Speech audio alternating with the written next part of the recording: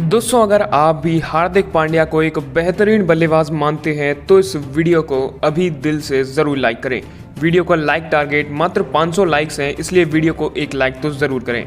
दोस्तों, सिडनी में खेले गए दूसरे और निर्णायक मुकाबले को जीतकर भारत ने 3 मैच की इस T20 सीरीज़ में 2-0 की अजय बढ़त बना ली है। इससे पहले ऑस्ट्रेलिया ने 2-1 से वनडे सीरीज़ अपने नाम की थी। ये भारत की लगातार 10वीं T20 जीत है।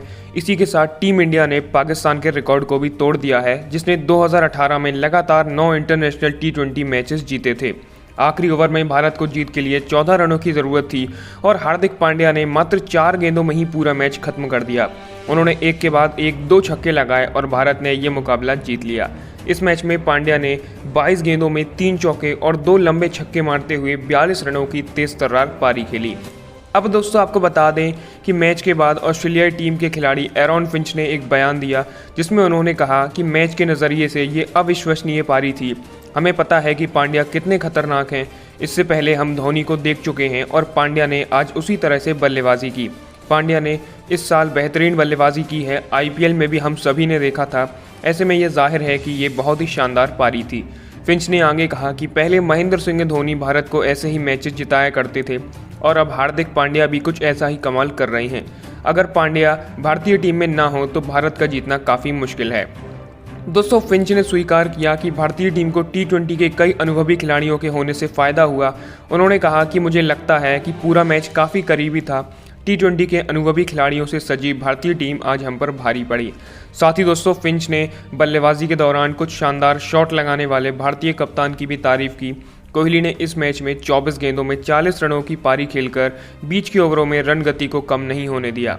उन्होंने कहा कि कोहली के शॉट्स भी काफ़ी लाजवाब थे। मैं कई सालों से ये कह रहा हूँ कि वो मेरे लिए सर्वश्रेष्ठ खिलाड़ियों में से एक हैं। उन्होंने कुछ कमाल के शॉट खेले और भारतीय टीम को अच्छी शुरुआत मिले, जिससे कि लक्ष्य को हासिल करने में वो सफल रहे। ऐसे में दोस्तों, अब सीरीज़ का तीसरा और आखिरी मुकाबला कल यानी 8 दिसंबर को खेला जाना है और भारतीय टीम क्लीन स्वीप करने की पूरी कोशिश करेगी। ऐसे में दोस्तों, आपको क्या लगता है, क्या भारतीय टीम ऑस्ट्रेलिया को 3-0 से हरा पाएगी या नहीं? अपनी राय नीचे कमेंट में ज़रूर दीजिएगा। आपको बता दें, सबसे पहले ऑस्ट्रेलियाई टीम ने बल्लेबाजी की और बल्लेबाजी करते हुए ऑस्ट्रेलिया की तरफ से Matthew Wade 58 run, Steven Smith 46 run और अंत में मोसेस हेनरिक्स 26 रन की बदौलत ऑस्ट्रेलिया ने 20 ओवर में 5 विकेट के नुकसान पर 194 रनों का बड़ा स्कोर बनाया। अब दोस्तों, आपको बता दें कि 195 रनों के लक्ष्य का पीछा करने उतरी भारतीय टीम की शुरुआत भी काफ़ी हद तक शानदार रही। हालांकि छठे ओवर की चौथी गेंद पर सलामी बल्लेबाज KL राहुल कैच आउट हुए। उन्होंने 22 गेंद में 2 चौके और एक छक्के की मदद से 30 रन बनाए। इसके बाद बल्लेबाजी करने आए कप्तान कोहली और उन्होंने शुरुआत से ही कुछ बड़े शॉट्स मारे।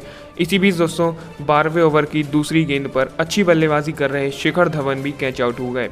उन्होंने 36 गेंद में अर्धशतकीय पारी खेलते हुए 4 चौके और 2 लंबे छक्के मारे। वहीं दोस्तों, इसके बाद बल्लेबाजी करने आए संजू सैमसन और उनका बल्ला इस मैच में भी नहीं चला और 14वें ओवर की चौथी गेंद पर एक और बड़ा शॉट मारने के चक्कर में वो भी कैच आउट हुए। उन्होंने 10 गेंद में 15 रन बनाए। अब दोस्तों, भारत पर दबाव बढ़ता जा रहा था कि तभी विराट कोहली भी आउट हुए। आपको बता दें, 17वें ओवर की पहली गेंद पर विराट कोहली कैच आउट हुए। उन्होंने अपने पारी में 24 गेंद में 2 चौके और एक छक्के की मदद से 40 रनों की बेहतरीन पारी खेली।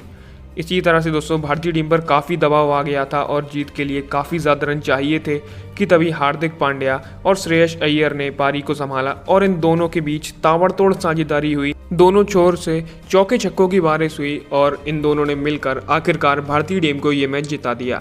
आपको बता दें, आखिरी ओवर में भारत को जीत के लिए 14 रनों की ज़रूरत थी और क्रीज पर थे हार्दिक पांड्या। ऑस्ट्रेलिया की तरफ से आखिरी ओवर लेकर आए डेनियल सेम्स और ओवर की पहली गेंद पर 2 रन आए। अब जीत के लिए आखिरी 5 गेंदों में 12 रनों की जरूरत थी कि दोस्तों, तभी दूसरी गेंद पर हार्दिक पांड्या ने एक ताबड़तोड़ छक्का मारा और भारत की जीत की उम्मीदें भी बढ़ा दी। आपको बता दें, हार्दिक पांड्या के छक्के मारने के साथ ही अब भारत को जीत के लिए आखिरी 4 गेंदों में यहाँ पर चाहिए थे 7 रन और इसी बीच तीसरी गेंद पर कोई रन नहीं आया और अब जीत के लिए आखिरी 3 गेंदों में 6 रनों की ज़रूरत थी कि तभी हार्दिक पांड्या ने एक और छक्का मारकर आखिरकार ये मुकाबला भारतीय टीम को जिता दिया। आपको बता दें, एक तरफ नामुमकिन लग रहा था कि भारत ये मैच जीत पाएगा, लेकिन अंत में हार्दिक पांड्या ने 22 गेंदों में 3 चौके और 2 छक्कों की बदौलत 42 रन की बेहतरीन पारी खेली। और वहीं दोस्तों दूसरी छोर पर खड़े श्रेयस अय्यर ने भी बेहतरीन पारी खेली। उन्होंने 5 गेंदों में 1 चौका और 1 छक्का लगाकर 12 रन बटोरे। इसी तरह से दोस्तों भारतीय टीम ने यह मुकाबला 6 विकेट से जीत लिया है और इसी तरह से इस T20 सीरीज़ में भी भारत ने 2-0 से अजय बढ़त हासिल कर ली है। ऐसे में दोस्तों आपको इस मैच में हार्दिक पांड्या की बल्लेबाजी कैसी लगी, हमें नीचे कमेंट करके ध्यान से ज़रूर बताइएगा। जड्डू की वजह से ही भारत 161 रन बना पाया। बल्लेबाजी के दौरान हेलमेट पर गेंद लगने के कारण जडेजा फील्डिंग करने नहीं आए। युजवेंद्र चहल को बतौर कंकशन सब्स्टिट्यूट भेजा गया और चहल के प्लेइंग 11 में शामिल होते ही विश्व क्रिकेट में अब एक नई बहस छिड़ चुकी है। जी हाँ, आपको बता दें ऑस्ट्रेलिया के कोच जस्टिन लैंगर दूसरी पारी शुरू होने से ठीक पहले काफ़ी नाराज़ नजर आ रहे थे। वो जडेजा की जगह चहल को बतौर कंकशन सब्स्टिट्यूट भेजे जाने के खिलाफ थे। उन्होंने मैच रेफरी से काफ़ी देर तक बहस भी की, लेकिन उनकी बात नहीं मानी गई और उसके बाद जिस तरह का चहल ने प्रदर्शन दिखाया वो तो हम सभी ने देखा। दूसरा मैच खत्म होने के बाद भी ऑस्ट्रेलिया के कई सारे दिग्गजों ने आईसीसी से शिकायत की है और कहा कि इस पर भारतीय टीम को सजा मिलनी चाहिए और इस नियम को हटा देना चाहिए। दिग्गज खिलाड़ी रिकी पॉन्टिंग ने कहा कि आईसीसी का ये नियम बिल्कुल भी ठीक नहीं है। हम सिर्फ एक चीज़ कह रहे हैं कि कंकशन सब्स्टिट्यूट उसी खिलाड़ी की तरह होना चाहिए। जडेजा एक ऑलराउंडर हैं और वो अपनी बल्लेबाजी कर चुके थे और वहीं दूसरी तरफ चहल एक प्रॉपर गेंदबाज हैं। ऐसे में चहल को उनकी जगह नहीं आना चाहिए था। दोस्तों इसका जवाब देते हुए पूर्व भारतीय सलामी बल्लेबाज वीरेंद्र सहवाग ने कहा कि भारतीय टीम रविंद्र जडेजा के कंकशन विकल्प को लेने में बिल्कुल सही थी, क्योंकि सिर की चोट से संबंधित लक्षण गेंद लगने के 24 घंटे बाद तक भी दिखाई देते हैं और हम देख सकते हैं कि चोट काफ़ी ज़्यादा गहरी है, तभी जडेजा अगले 2 T20 मैचों से बाहर भी हो गए हैं।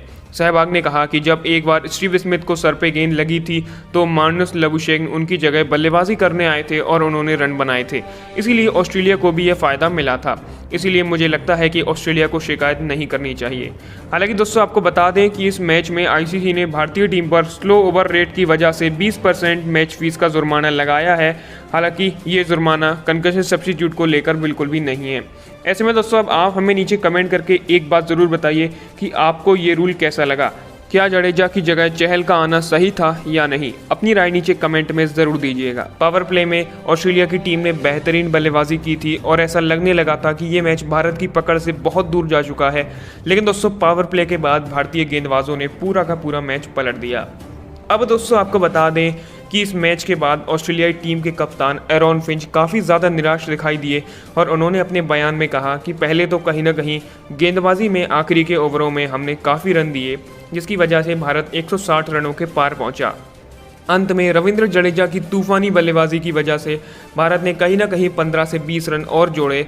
इसके बाद बल्लेबाजी में हमने अच्छी शुरुआत की थी, लेकिन अगर पावर प्ले के बाद भी हम थोड़ा संभल कर बल्लेबाजी करते तो शायद आज नतीजा कुछ और होता। दोस्तों फिंच ने आगे ये भी कहा कि इस मैच में हमारे साथ बेईमानी भी हुई है, क्योंकि युजवेंद्र चहल टीम का हिस्सा नहीं थे और फिर उन्हें गेंदबाजी का भी मौका मिला और उन्हीं की वजह से पूरा का पूरा मैच पलटा। अगर जडेजा गेंदबाजी करने आते तो शायद हम मैच जीत पाते, लेकिन क्रिकेट के इस नए नियम को मैं नहीं समझ सकता हूं कि आखिर एक प्रॉपर गेंदबाज युजवेंद्र चहल को जडेजा की जगह क्यों लाया गया। अंत में फिंच ने यह भी कहा कि मैं मैच रेफरी के इस निर्णय से बिल्कुल भी खुश नहीं हूं।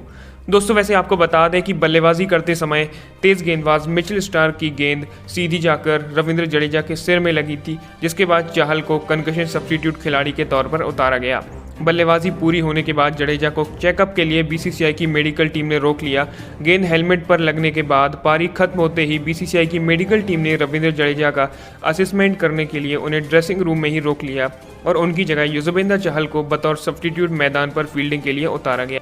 आपको बता दें कंकशन सब्स्टिट्यूट खिलाड़ी युजवेंद्र चहल का नाम अनाउंस होते ही ऑस्ट्रेलिया के जो कोच हैं तो वो भी काफ़ी ज़्यादा निराश दिखाई दिए और मैच रेफरी से काफ़ी देर तक उनकी बहस भी हुई। जडेजा ने महज 23 गेंदों में ही